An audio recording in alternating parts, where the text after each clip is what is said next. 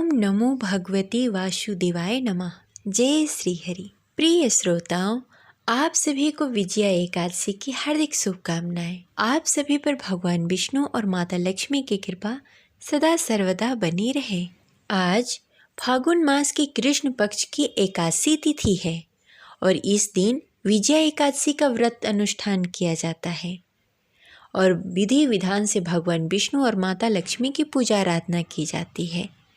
तो आइए पूरी श्रद्धा और भक्ति के साथ भगवान विष्णु और माता लक्ष्मी के चरणों में नमन करते हुए सुनते हैं विजया एकादशी व्रत कथा। इसके साथ ही सुनेंगे माता तुलसी की कथा। तो प्रेम से बोलिए लक्ष्मी नारायण की जय, तुलसी माता की जय।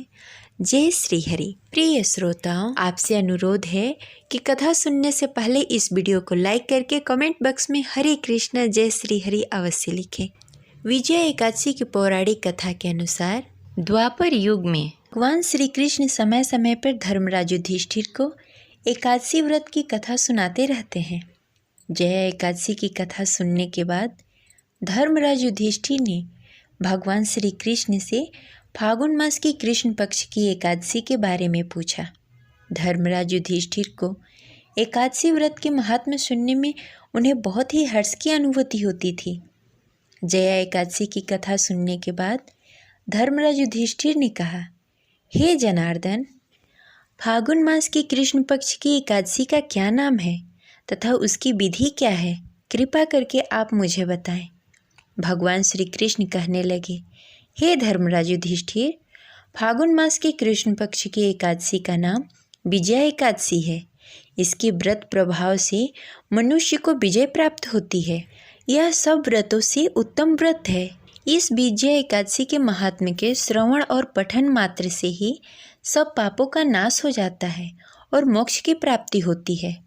एक समय देवर्षि नारद जी ने जगत पिता ब्रह्मा जी से कहा, हे महाराज, आप मुझसे फागुन मास की कृष्ण पक्ष के एकादशी का विधान कहिए। ब्रह्मा जी कहने लगे, हे नारद, विजया एकादशी का व्रत पुराने तथा नए पापों का नाश करने वाला है। इस विजया एकादशी की विधि मैंने आज तक किसी से भी नहीं कही। यह समस्त मनुष्यों को विजय प्राप्त कराने वाला एकादशी है। त्रेता युग में मर्यादा पुरुषोत्तम श्री रामचंद्र जी को जब 14 वर्ष का वनवास हो गया, तब वे श्री लक्ष्मण तथा सीता जी सहित पंचवटी में निवास करने लगे। वहाँ पर दुष्ट राक्षस ने जब सीता जी का हरण किया, तब इस समाचार से श्री रामचंद्र जी तथा लक्ष्मण जी अत्यंत व्याकुल हुए और सीता जी की खोज करने में चल दिए। घूमते घूमते जब वे मरणासन जटायु के पास पहुँचे, तो जटायु ने उन्हें सीता जी का वृतांत सुनाकर स्वर्गलोक को चला गया। कुछ आगे जाकर उनकी मुलाकात सुग्रीव जी से हुई। उसके बाद उनसे मित्रता होने के बाद बाली का वध किया। हनुमान जी ने लंका में जाकर माता सीता का पता लगाया और हनुमान जी ने सीता जी से सुग्रीव और श्री राम प्रभु की मित्रता का वर्णन किया। वहाँ से लौटकर हनुमान जी ने भगवान राम के पास आकर सब समाचार कहे। श्री रामचंद्र जी वानर सेना सहित सुग्रीव की संपत्ति से लंका को प्रस्थान किया। जब श्री राम जी समुद्र के किनारे पहुँचे, तब उन्होंने मगरमच्छ आदि से युक्त उस अगाध समुद्र को देखकर लक्ष्मण जी से कहा कि इस समुद्र को हम किस प्रकार पार करेंगे। श्री लक्ष्मण जी ने कहा, हे पुराण पुरुषोत्तम, आप आदि पुरुष हैं, आप सब कुछ जानते हैं। यहाँ से आधा योजन दूर पर कुमारी द्वीप में वक्दालभ्य नामक मुनि रहते हैं। उन्होंने अनेक ब्रह्मा देखे हैं। आप कृपा करके उनसे जाकर इसका उपाय पूछें। लक्ष्मण जी के इस प्रकार के वचन सुनकर श्री राम जी वक्दालभ्य ऋषि के पास गए और उनको प्रणाम करके बैठ गए। मुनि ने भी उनको मनुष्य रूप धारण किए हुए पुराण पुरुषोत्तम समझकर उनसे पूछा, हे राम, आपका आना कैसे हुआ? राम जी कहने लगे, हे ऋषिवर, मैं अपनी सेना सहित यहाँ आया हूँ और राक्षसों को जीतने के लिए लंका जा रहा हूँ। आप कृपा करके समुद्र पार करने का कोई उपाय बताएं। मैं इसी कारण आपके पास आया हूँ। वक्दालभ्य ऋषि बोले, हे राम, फागुन मास की कृष्ण पक्ष की एकादशी उत्तम व्रत करने से निश्चय ही आपकी विजय होगी। साथ ही आप समुद्र भी अवश्य पार कर लेंगे। इस व्रत की विधि यह है कि दशमी के दिन स्वर्ण, चांदी, तांबा, मिट्टी इनमें से किसी एक धातु का एक घड़ा बनाएं। उस घड़े को जल से भरकर उसमें 5 पल्लव रखें, वेदी पर स्थापित करें। उस घड़े के नीचे सतअंजा और ऊपर जौ रखें। उस पर श्री नारायण भगवान की स्वर्ण की मूर्ति स्थापित करें। एकादशी के दिन स्नान आदि से निवृत्त होकर धूप, दीप, नैवेद्य, नारियल आदि से भगवान की पूजा करें। तत्पश्चात घड़े के सामने बैठकर दिन व्यतीत करें और रात्रि को भी रात्रि जागरण करें। द्वादशी के दिन नित्य नियम से निवृत्त होकर उस घड़े को ब्राह्मण को दे दें। हे राम, यदि तुम इस व्रत को सेनापति सहित करोगे तो तुम्हारी विजय अवश्य होगी। श्री रामचंद्र जी ने ऋषि की कथानुसार इस व्रत का पालन किया। इसके प्रभाव से दैत्यों पर विजय प्राप्त की। अतः हे राजन, जो कोई मनुष्य विधि पूर्वक इस व्रत को करेगा, दोनों लोकों में उसकी अवश्य विजय होगी। श्री ब्रह्मा जी ने नारद जी से कहा था कि हे पुत्र, जो कोई इस व्रत का महात्म को पढ़ता है, सुनता है, उसको वाजपेयी यज्ञ का फल प्राप्त होता है। इस प्रकार विजया एकादशी व्रत कथा संपन्न हुई। अब चलिए सुनते हैं माता तुलसी की कथा। एक परिवार में ननद और भाभी रहा करती थी। ननद अभी कुंवारी थी। वह तुलसी जी की बड़ी सेवा किया करती थी, पर भाभी को यह सब फूटी आंखों नहीं सुहाता था। कभी कभी तो वह गुस्से में कहती कि जब तेरा विवाह होगा तो तुलसी ही खाने को दूंगी और तुलसी ही तेरे दहेज में दूंगी। कुछ समय बीतने के बाद जब ननद की शादी हो रही थी, तब उसकी भाभी ने बारातियों के सामने तुलसी का गमला फोड़कर रख दिया। भगवान की कृपा से वह गमला स्वादिष्ट व्यंजनों में बदल गया। गहनों के बदले भाभी ने ननद को तुलसी की मंजरी पहना दी, तो वह सोने के आभूषण बन गए। वस्त्रों के स्थान पे तुलसी के चौतरे पे रखा हुआ कलावा उसे पहना दिया। वह रेशमी वस्त्रों में बदल गए। जब उसकी विदाई हुई तब उसकी भाभी ने तुलसी को ही उसके साथ दे दिया।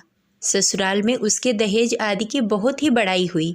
इस पर भाभी को बड़ा ही आश्चर्य हुआ और तुलसी जी की पूजा का महत्व उसको समझ में आ गया। भाभी की एक लड़की थी। वह अपनी लड़की से कहती कि तू भी तुलसी की सेवा किया कर, तुझे भी बुआ की तरह फल मिलेगा। पर लड़की का मन तुलसी की सेवा करने में नहीं लगता था।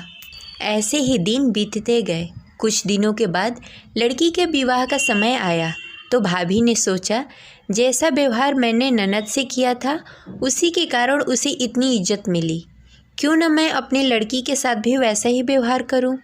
उसने तुलसी का गमला फोड़कर बारातियों के सामने रख दिया, परंतु इस बार मिट्टी मिट्टी ही रह गई। मंजरी और पत्ते भी अपने पूर्व रूप में ही रह गए तथा कलावा भी उसी रूप में रह गया। सभी बाराती भाभी की बुराई करने लगे। ससुराल में सभी लड़की की बुराई कर रहे थे। भाभी ननद को कभी घर नहीं बुलाती थी। भाई ने सोचा मैं ही बहन से मिलाऊं। उसने अपनी इच्छा अपनी पत्नी को बताई तथा सौगात लेकर जाने के लिए कुछ मांगा। भाभी ने थैले में ज्वार भरकर कहा, और तो कुछ है नहीं, यही ले जाओ। वह दुखी मन से चल दिया। भला बहन के घर कोई ज्वार लेकर जाता है। बहन के नगर के समीप पहुंचकर उसने एक गौशाला में गाय के सामने ज्वार का थैला उलट दिया। तब गौपाला ने कहा, ए भाई, सोना मोती गाय के आगे क्यों डाल रहे हो। भाई ने उसकी सारी बातें बता दी तथा सोना मोती लेकर प्रसन्न मन से बहन के घर गया। बहन बड़ी प्रसन्न हुई। ये सब चमत्कार माता तुलसी की वजह से हुआ, क्योंकि वह लड़की माता तुलसी की परम भक्त थी। प्रेम से बोलिए जय माता तुलसी।